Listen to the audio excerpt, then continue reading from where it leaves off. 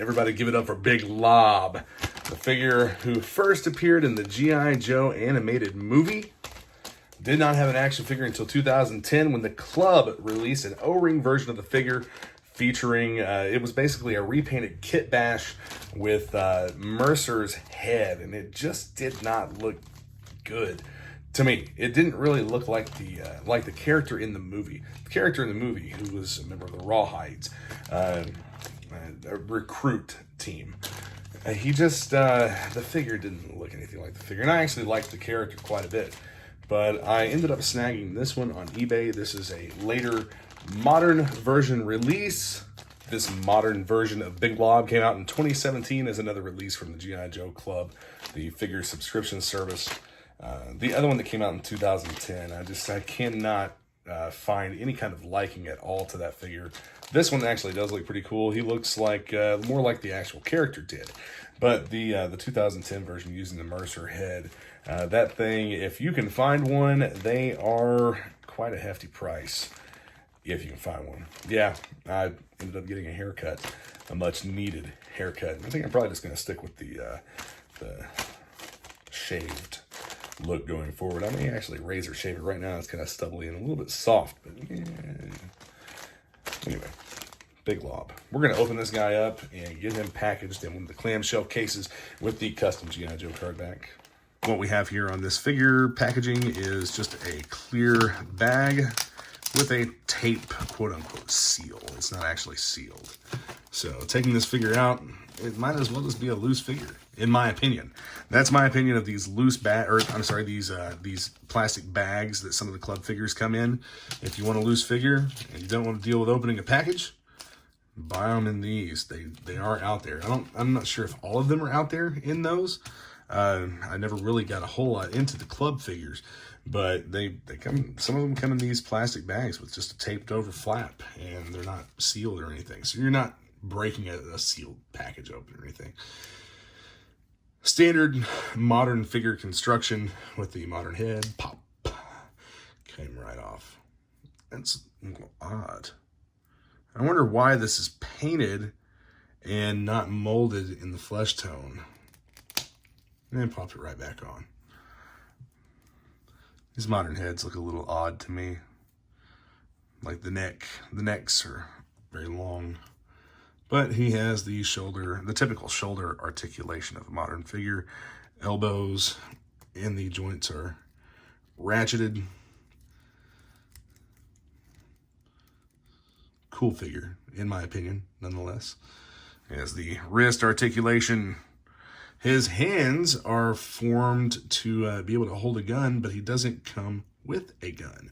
He comes with this handy-dandy little belt here, which has no attachments, and he comes with the little bandolier with the painted grenades. But no weapons or any other accessories or anything like that. And the standard knee articulation for a modern figure. Not double-jointed. It is not a double-jointed knee like some other figures that I've seen. Overall, I think he looks good. I dig the sculpt. I like the head sculpt quite a bit. And I think that he is actually meant to be a little bit taller figure. Don't have another one right in my hands to compare him to, but he does stand on his own. I think he does. Yeah, there, stands on his own. No feet articulation or anything like that. It's just in the knees and hips. And he has the swivel elbow and the wrists. I do like the added wrist articulation in some of these modern figures. But the head will look all around. We'll go over Big Lob's file card here. G.I. Joe Reservist. Sanders, Bradley, J. Primary military specialty, infantry, grenadier. Secondary military specialty, special services. Birthplace, Chicago, Illinois. Big Lob's outstanding physical prowess made him an athletic standout since elementary school. During high school, his strength, conditioning, speed, and all-around toughness helped him excel in 6 different sports. With college scholarships lined up upon graduation, he chose to enlist in the Army Reserves to serve his country, but still stay close to his hometown and family. Rumors of his outstanding sports prowess and record of precise distance grenade throws were quickly recognized by the G.I. Joe team. He joined under their Rawhides program, which allowed him the flexibility to only report for missions needing his specialized expertise. He is well liked by his teammates, except for his annoying habit of talking about himself in the third person and using sports metaphors on every subject. The concept of throwing grenades goes back to the Greek fire used by the Byzantines and early gunpowder bombs developed by the Chinese in the Tang Dynasty. 13 centuries later, more advanced and specialized versions are still an integral part of the modern soldier's ordnance. Big Lob is exceptionally skilled at manually throwing hand grenades at specified targets and using his multi-shot grenade launcher for longer distances. He carries a full arsenal of high-cap explosives, flechette, incendiary, chemical compounds, and even smoke grenades to accomplish any mission objective. When Big Lob makes his move, he always shoots to score the big win. So this mentions a grenade launcher. I'm honestly not sure if this figure was supposed to have it. Oh, he did come with a gun. It came with a pistol and a grenade launcher. It was in the little pack with his stand. Fantastic. This is taped together. So I'm going to go ahead and cut this tape here. I didn't realize the figure came with these. This is a surprise to me. Very cool nonetheless. Here you have the figure stand. I just realized I'd had that laying out the whole time from my from the Legends videos that I'm working on right now. We'll zoom in a little bit here. The Big Lob figure with his grenade launcher. Let's see if we can get this in his hand here.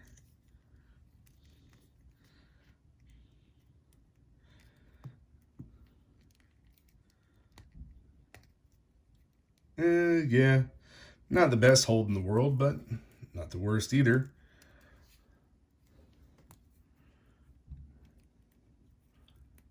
I'm not going to mess with posing this figure holding his grenade launcher or anything like that. He's going to be in a case. And then here you have this pistol that he came with. Came with a 1911. No holster to be seen. No holster for the 1911. I like to use these small acid-free Ziploc accessory bags here to store the accessories in. Acid-free bags keep them from getting any kind of damage or decay. Sometimes these bags can leach color out of not these bags, but sometimes little plastic Ziploc bags, depending on the type of plastic it's made out of, can leach color out of plastic. So let's get him straightened up here. And notice the number 14 on his jersey. Who else has that number on their jersey? Another sports-related G.I. Joe figure, Bazooka, also has the number 14. Kind of an odd choice for him to go with, in my opinion. And I'm not sure what the history behind that is. All right, let me get him situated here. Oh, he is a little tall for this clamshell. I'm gonna have to work him a little bit, get his knees bent some here. Matter of fact, we're gonna make a comparison between him and another figure. He may not actually fit in this case.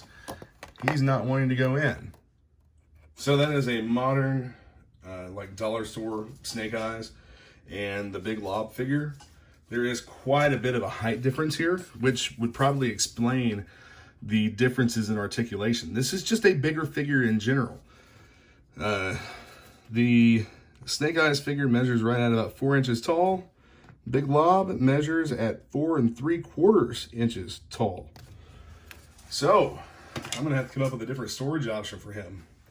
Maybe a different case that I have access to will work for him. I use a little bit of a wider case in some of them. Maybe I can kind of squat him inside there and make him fit properly.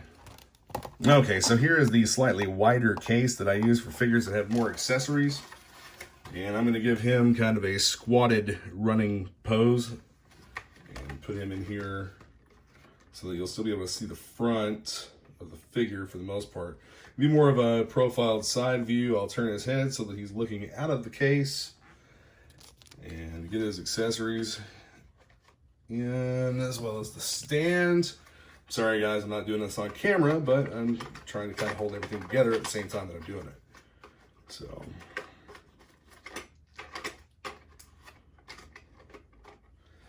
stand is in, accessories behind it.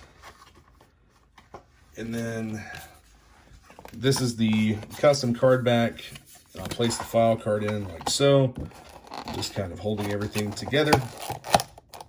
Now here we have the big lob figure packaged up in one of the custom, with the custom card back and the clamshell. And it is, like I said, it is an oversized clamshell that I use for figures with more accessories. Typically, I've also sold these and had people use the stands to stand the figure on and have them displayed on the stand inside the case. But you know, there he is, Big Lob in all his greatness. That's pretty cool that they made a figure scaled with the rest. He was taller than the other characters in the cartoon anyway, so you have a figure that reflects that. It's not just a standard 3 3/4 inch figure. I like the fact that with some of the modern stuff, they do scale with each other. And side-by-side comparison of these two, you have that modern Snake Eyes along with the modern Big Lob figure.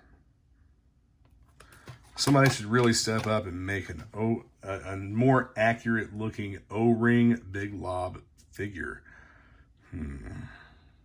Thanks for joining in and hanging out while I get a little bit clumsy with this figure, trying to figure out exactly what all was going on, opening it up and whatnot. This unbagging, not so much of an unboxing, but an unbagging of this this great modern figure. And I really do think it's a great modern figure. I think the sculpt was done very well. He's recognizable as the character from the cartoon. And again, I really do appreciate the fact that they made an oversized figure to scale more with other modern figures. And a much better looking display than the taped closed plastic baggie. All right, be sure to hit that subscribe button. Stay tuned for more videos. I do have more coming for you, more Legends, more G.I. Joe stuff, and we'll see what else we can get, what else we can squeeze in here.